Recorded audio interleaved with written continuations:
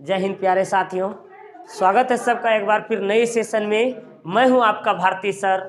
तो आज हम लोग इस क्लास में सुपर 30 क्वेश्चंस का जो क्लास चल रहा है उसी से हम लोग आगे बात करेंगे। सुपर 30 अर्थात 30 महत्वपूर्ण सब्जेक्टिव प्रश्न जो कि परीक्षाओं में हर बार जो कि बार बार दोहराए जाते हैं, बार बार पूछे जाते हैं। हम लोग उसी सुपर 30 के तहत हम लोग इसके महत्वपूर्ण सब्जेक्टिव्स को जानेंगे और 10 मार्क्स को प्राप्त कर लेंगे। हम लोग 10 मार्क्स स्पेशल ये सुपर 30 क्लास है सिर्फ आप सब के लिए। तो आप सबका ध्यान किधर है? तो 10 अंकों की बरसात इधर है। तो जल्द से कॉपी कलम लेकर हो जाइए तैयार, क्योंकि सुपर 30 का क्लास शुरू हो गया है। तो चलिए हम लोग चलते हैं इसके महत्वपूर्ण सवाल की ओर। देखते हैं इसके चलिए महत्वपूर्ण सवाल की ओर, जिसे कि हम लोगों ने जहां से छोड़े हुए थे उससे हम लोग आगे बात करते हैं। इसके महत्वपूर्ण सवाल देखते हैं। What is civilisation in the real sense of the term? कहते हैं, ध्यान दीजिएगा, हमारे सिविलाइजेशन में यानी हमारा जो सिविलाइजेशन है उसमें वास्तविक अनुभव और साथ ही साथ उसका नियम क्या है, अर्थात उसका प्रतिबंध क्या है। हमारे सिविलाइजेशन में जो है ना वास्तविक प्रतिबंध और जहाँ मतलब कि रियल यानी वास्तविक सेंस क्या है और साथ ही साथ उसका टर्म क्या है, उसका नियम क्या है, हम लोग उसी के बारे में देखते हैं। कहते हैं यहाँ, civilization in the real sense of the term is the deliberate and the voluntary restriction of want. This alone is increase and promotes and the contentment, real happiness and capacity for service. ध्यान दीजिएगा, इसको समझिएगा। Civilisation हमारी सभ्यता जो है, हमारी सभ्यता, इसको इन द रियल सेंस हमारे सभ्यता में जो वास्तविक है, जानबूझकर का जो अनुभव है अर्थात रियल सेंस है ऑफ टर्म और उसका प्रतिबंध जो है, it is the deliberate and the voluntary. कहने का आशय है हमारी सभ्यता संस्कृति जो है जानबूझकर ये जो है स्वैच्छिक प्रतिबंध को बढ़ाता है। हमारी सभ्यता संस्कृति कहती है स्वैच्छिक प्रतिबंध अर्थात अपने अंदर में जो टर्म यानी अपना प्रतिबंध बताता है। हमारी सभ्यता संस्कृति, सभ्यता शब्द वास्तविक अर्थों में इच्छाओं और हमारे जानबूझ करके जो मतलब शक्ति, हमारे जो रियल सेंस है उसकी शक्तियों को बढ़ाता है। और साथ ही साथ यह जो होता है ना हमारे संतोष हमारे अंदर में, this alone increase and promotes the contentment. हमारे अंदर में जो होता है यह वास्तविक रूप से हमारे अंदर में सेटिस्फैक्शन, संतोष और साथ ही साथ यह जो होता है वास्तविक और साथ ही साथ यह हैप्पीनेस, खुशी और हमारे अंदर में किसी भी कार्यों को क्षमता यानी किसी भी कार्य करने की क्षमता को बढ़ावा देता है। ध्यान दीजिएगा, कहते हैं, फिर से मैं एक बार इसको रिवीजन करा देता हूँ। Civilisation in the real sense of the term in the deliberate of and voluntary restriction of wants. कहने का आशय है वास्तविकता। सिविलाइजेशन शब्द जो है, सिविलाइजेशन शब्द का वास्तविक अर्थ जो होता है हमारे अंदर में मतलब जानबूझ करके खुद पर प्रतिबंध अर्थात जो स्वयं का प्रतिबंध होता है उसके नियमों का पालन करना। और यह जो होता है हमारे अंदर में जो होता है वास्तविकता, सच्चाई और साथ ही साथ खुशी और साथ ही साथ किसी भी कार्यों को डट करके करने की क्षमता को बढ़ाता है और उससे लड़ने की क्षमता को बढ़ाता है। यही हुआ इसका क्वेश्चन का आंसर। फिर कहता है, why did Benjy understand about the business of hens? कहने का आशय है बेंजी को मुर्गियों के बिजनेस के बारे में ही क्यों ज़्यादा समझ में आई। बेंजी को मुर्गियों के बिजनेस के बारे में ही ज़्यादा क्यों समझ में आई। Why did Benjy understand about the business of hens? मुर्गियों के बिजनेस के बारे में ही बेंजी को क्यों ज़्यादा समझ में आई। तो यह कहता है Benjy understood that in this business of hens. कहते हैं कि बेंजी ने मुर्गियों के इस बिजनेस के बारे में बेंजी ने मुर्गियों के इस बिजनेस के बारे में अच्छे तरीके से, बहुत ही अच्छे तरीके से जानकारी प्राप्त कर ली, अर्थात इसको बहुत ही अच्छी तरीके से समझ लिया था मुर्गियों का बिजनेस क्या है, मुर्गियों को कैसे पालना है, क्योंकि इसका जो ना इलाज, इसका मस्तिष्क का डेवलपमेंट जो हुआ मुर्गियों के बिजनेस से ही शुरू हुआ। जब मुर्गियों के बीच में रखने के लिए जब इसको डॉक्टर ने सजेस्ट दिया कि मुर्गियों को इसको पाला जाए, तभी इसका दिमाग का डेवलपमेंट हो सकता है। इसीलिए 12 वर्ष की आयु से ही इसका मुर्गी का बिजनेस में रह रहा है, तभी से इसका शुरुआत हुआ। यही कहता है, Benjy understood that in this business of hens eggs could be sold and to the sellers and the money could be kept in a basin। और उन्होंने क्या सोचा, उनको यह मतलब कि बिजनेस पहले जो था 2-4 यानी 1 दर्जन मुर्गियों के पास 10-12 मुर्गियों से पालन शुरू किया था। उससे जो था मतलब कि कुछ 10-12 अंडे प्राप्त होते थे, जिससे वह अंडों को, उसकी माता जो थी, अंडा जो होता था उसको बेच करके यानी उसको पैसों को रखा करता था। यह देखा करता था बचपन में। धीरे धीरे धीरे इसके अंदर इन चीज़ों का सेंस आया और मुर्गी के बिजनेस के बारे में अच्छे तरीके से इन्होंने समझ गया। तब इन्होंने मुर्गी को अच्छे तरीके से इंक्रीज करने, अर्थात मुर्गी की संख्याओं में अच्छे अच्छे उन्नत किस्म के, अच्छे अच्छे क्वालिटी के, यानी विभिन्न जातीय मुर्गियां जो थे अच्छे, जैसे संकर नस्ल की, हाइब्रिड नस्ल की, अर्थात विभिन्न प्रकार के नस्ल की जो मुर्गियां थी उसको अलग अलग करके इन्होंने मुर्गियों के पालन में विस्तार किया। और उससे प्राप्त अंडे को वह जो ना सेलर्स के पास, अर्थात सेलर्स के पास बेच करके वह रुपयों को जमा करता था और उन रुपयों को एक बेसिन में रखा करता, और उन रुपयों को जो था एक बेसिन में रखा करता। तो समझ में आई ये क्वेश्चन? फिर से मैं आपको बता देता हूं। Benjy understood that in this business of the hens, Benjy ने इस मुर्गी के बिजनेस के बारे में बहुत अच्छे तरीके से समझ चुका था। Eggs could be sold the sellers, वह मुर्गी के अंडों को बिजनेसमैन के पास यानी सेलर्स के पास, विक्रेता के पास बेच सकता है और उनसे जो रुपया प्राप्त होगा, अर्थात उनसे जो रुपया प्राप्त होता था वह बेसिन में रखता था, वह बेसिन में रखा करता था। फिर अगला क्वेश्चन है, why does Lomov feel nervous before proposing to Natalia, अर्थात नतालिया को प्रपोज करने में लोमोव जो था नर्वस क्यों हो रहा था, अर्थात मतलब कि शक्तिविहीन क्यों हो रहा था, मतलब क्यों डर रहा था, किस बात का डर था। अब तो नतालिया इतनी सुंदर है, इतनी क्यूट है कि जो ना मतलब कि लोमोव उस पर जो ना, लोमोव उसका पड़ोसी है, साथ ही साथ मतलब उसके बिजनेस के पड़ोसी भी हैं, और इसी तरह से धीरे धीरे लोमोव को नतालिया से प्रेम हो जाता है। लेकिन लोमोव को इसके बारे में यानी नतालिया को इस प्रेम के बारे में पता नहीं होता है, लेकिन लोमोव शुरुआती से ही नतालिया से प्रेम करता है। अब यह क्वेश्चन है आपका कि लोमोव जो था आखिर नतालिया से प्रपोज करने में क्यों डर रहा था, अर्थात क्यों डर रहा था। तो यही कहते हैं, क्या फील नर्वस क्यों हो रहा था, तो कहते हैं Lomov feel nervous before proposing to Natalia because he has no idea whether Natalia could be यानी would accept his proposal or not.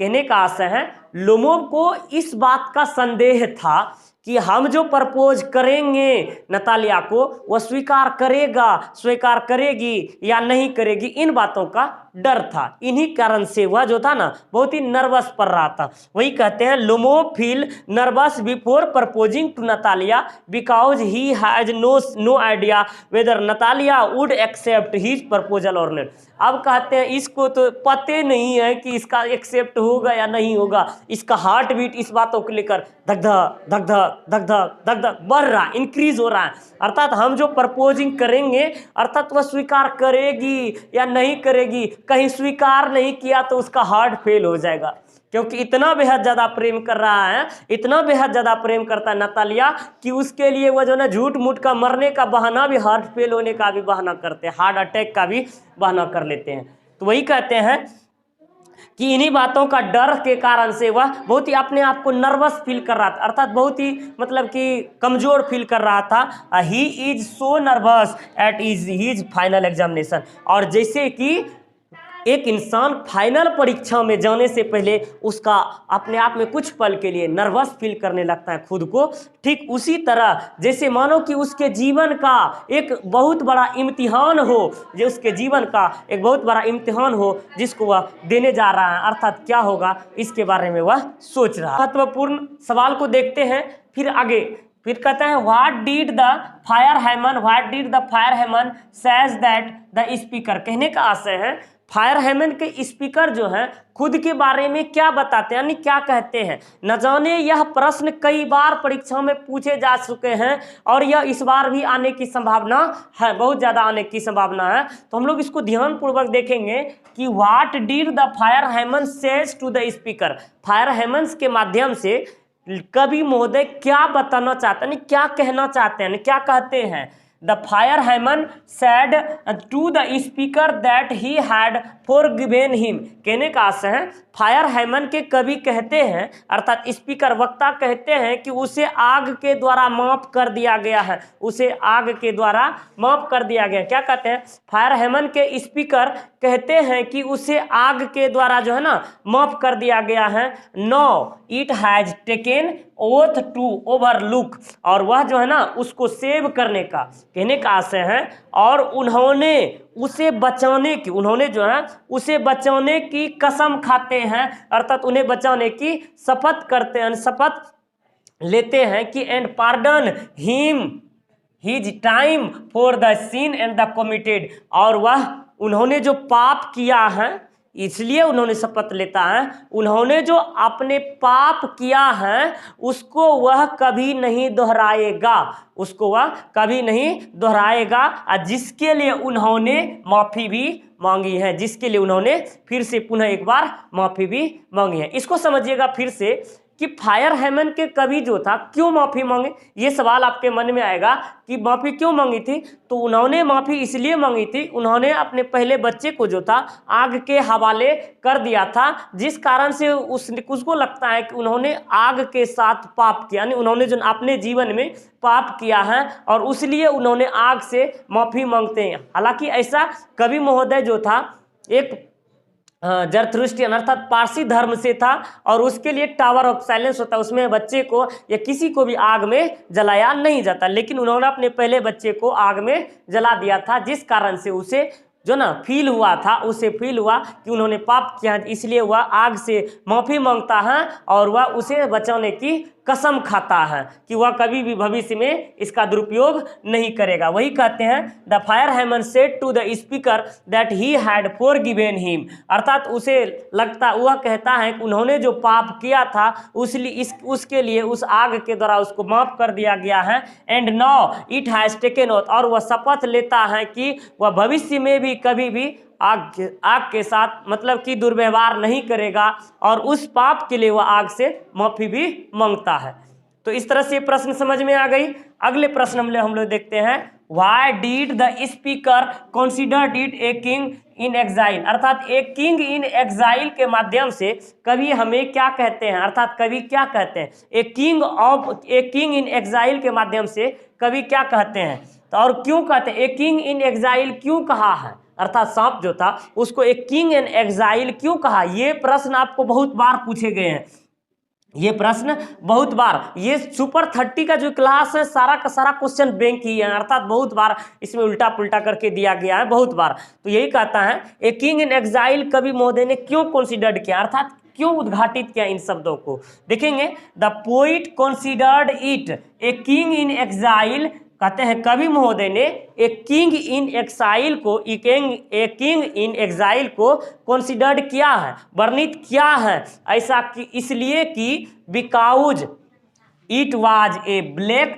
Cobra known as the king of snake, अर्थात सांप जो था कवि महोदय के जो पास सांप आया था जो घर के पास, वह जो था ब्लैक यानी वो जो था ना गोल्डन ब्राउन कलर का था, अर्थात गोल्डन ब्राउन अर्थात भूरा कलर का, सुनहरा भूरा रंग का जो सांप था वह जो था कोबरा प्रजाति का सांप था, अर्थात कोबरा प्रजाति गेहुमन सांप था, जिस कारण से वह जो था कोबरा प्रजाति का सांप होता है। और कोबरा सांप को और कोबरा को किंग कहा जाता है, सांपों का राजा जो है कोबरा सांप को सांपों का राजा कहा जाता है। वही था कि उसी प्रजाति का जो सांप था वही आया हुआ था उसके पास, इसीलिए कवि महोदय उसके बारे में बहुत अच्छी तरह से जानकार थे। सांप के यानी यह तो वन्य संरक्षण के कवि हैं, अर्थात वन्य संपदा के कवि हैं, तो ये वन संपदा के बारे में बहुत कुछ जानते हैं। तो वही जो था कोबरा सांप का राजा होता है, इसलिए and it come out of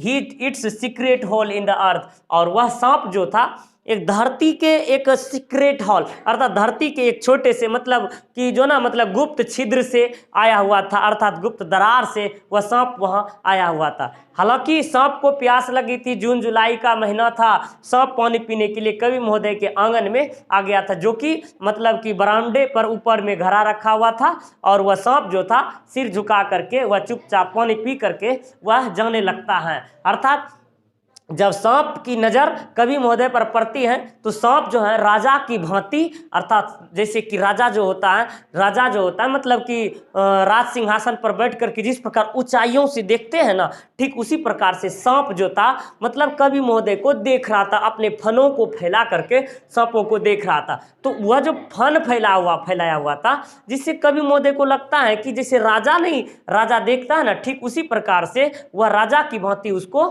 देख रहा था। तो यही कहने का आशय है, ए किंग इन एग्जाइल कहने का आशय यही है। तो फिर मैं इसको रिवीजन करा देता हूं। The poet considered it a king in exile, the poet considered it a king in exile because it was a black cobra known as a king of snakes, and it come out of its secret hall of the earth। वह सांप जो था, अर्थात कवि महोदय ने बताया कि एक इन एग्जाइल के बारे में यहाँ वर्णित किया है, क्योंकि वह सांप जो आया हुआ था कोबरा प्रजाति का था, और वह धरती के एक छोटे से दरार से आया हुआ था। और कहते हैं अगला क्वेश्चन है, why is Macavity termed a criminal, अर्थात मैकेविटी जो है ना क्रिमिनल के बारे में बहुत अच्छे तरीके से जानते हैं। अर्थात मैकेविटी को क्रिमिनल का टर्म क्यों कहा गया है, why is Macavity termed a criminal, criminal जो था ना मैकेविटी में क्रिमिनल का क्या स्वभाव था, यानी क्या प्रतिबंध था। तो वही कहते हैं Macavity is termed as a criminal, Macavity में जो था क्रिमिनल का साक्षात प्रभाव दिखता था, क्रिमिनल का साक्षात स्वरूप दिखता था, क्रिमिनल का साक्षात नियम दिखता था, because it defeats the law and the indulgence in the activities और द क्रिमिनल नेचर। कहने का आशय है क्योंकि उन्होंने अपने शरारतों से मतलब कि उसने ग्रेविटी का लॉ तोड़ दिया था, अर्थात डिफीट्स ऑफ द लॉ, उन्होंने कानून को तोड़ा था। अर्थात वह जो था ना उसके अंदर में जो था वह मतलब अपने नियमों से मतलब कि वह कानून की अवहेलना करता था। अर्थात कहने का आशय मैकेविटी तो बहुत ज़्यादा एक्टिव थी, मैकेविटी जो था ना दूध पीती थी, यानी वह अपने हर एक क्राइम को करती थी लेकिन कोई सबूत में नहीं छोड़ती थी। तो इसी तरह से जो था उसमें क्रिमिनल होने का बहुत अच्छा नेचर दिखता था, मतलब उसके क्रिमिनल होने का हर एक गुण दिखता था, मतलब कि दूध पी जाना, प्लॉट साफ कर देना, मतलब किसी तरह से हर एक तरह से ग्लास तोड़ना, प्लॉट साफ कर देना, इस तरह से कोई सबूत भी नहीं छोड़ता था। इसीलिए मैकेविटी में जो था ना क्रिमिनल होने का गुण कूट कूट कर भरा हुआ था।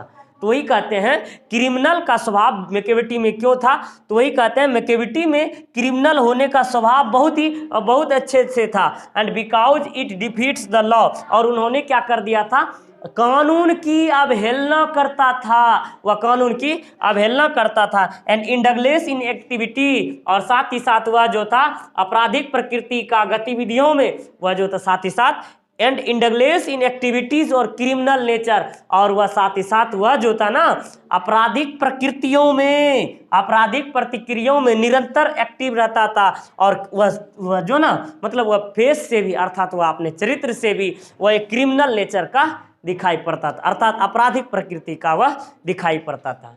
इस तरह से हम लोगों ने इसके महत्वपूर्ण प्रश्नों को जाना इस पाठ में। तो इस तरह से हम लोग इस पाठ में इतना ही, फिर मिलेंगे हम लोग अगले नेक्स्ट क्लास में। तब तक के लिए जय हिंद, जय भारत, बेस्ट ऑफ लक।